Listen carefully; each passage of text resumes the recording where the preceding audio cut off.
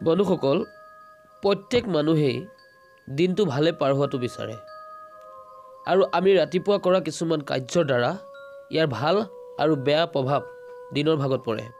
সেয়েহে আজি কথা পাতিম, প্ৰত্যেক দিনে ৰাতিপুৱা ভাগত যদি এনে কেইটামান কাম কৰিব পৰা যায় তেতিয়াহ'লে ইয়াৰ দ্বাৰা দিনটোত ইয়াৰ ভাল প্ৰভাৱ পৰে আৰু দিনটো সুখে শান্তিৰে পাৰ কৰিব পৰা যাব।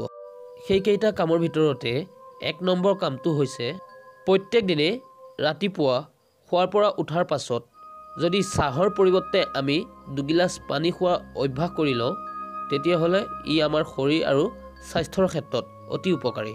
2 নম্বৰতে প্ৰত্যেক দিনে ৰাতিপুৱা উঠাৰ পাছত গা ধোৱা বা স্নান কৰা স্বাস্থ্যৰ বাবে ই অতি উপকাৰী। কাৰণ প্ৰত্যেক দিনে স্নান কৰিলে মানুহৰ শৰীৰ পৰিষ্কাৰ হয়, নিৰোগী হয় আৰু মন শান্ত হোৱাৰ লগতে শৰীৰৰ নিৰ্মলতা বাঢ়ে। 3 নম্বৰতে প্ৰত্যেক দিনে ৰাতিপুৱা উঠি নিজৰ পচন্দ সংগীত শুনিলে মগজু শান্ত থাকে আৰু ইয়াৰ দ্বাৰা দিনটোত ভালভাৱে পাৰ হোৱাৰ সম্ভাৱনা অধিক থাকে।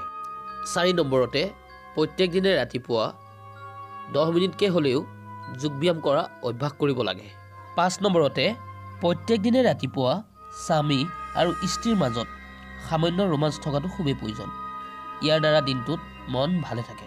6 নম্বৰতে প্ৰত্যেক দিনে ৰাতিপুৱা স্বামীয়ে হওক বা স্ত্ৰীয়ে হওক ঘৰত ধূপ ধূনা বা চাকি বন্তি জ্বলাই ইষ্ট দেৱতাৰ উপাসনা কৰিলে মন পবিত্ৰ আৰু নিৰ্মল হয়। 7 নম্বৰতে প্ৰত্যেক হিন্দু মানুহৰ ঘৰত তুলসী গছ থকাটো খুবেই প্ৰয়োজন। এই তুলসী গছৰ দৈনিক উপাসনা কৰিব পাৰিলে ঘৰত সুখ শান্তিয়ে বিৰাজ কৰে। বন্ধুসকল, আজিলৈ ইমানকে আলোচনা কৰি মই মোৰ চেনেলৰ পৰা বিদায় লৈছোঁ। আপোনালোক সকলোলৈকে মোৰ ফালৰ পৰা আন্তৰিক ধন্যবাদ।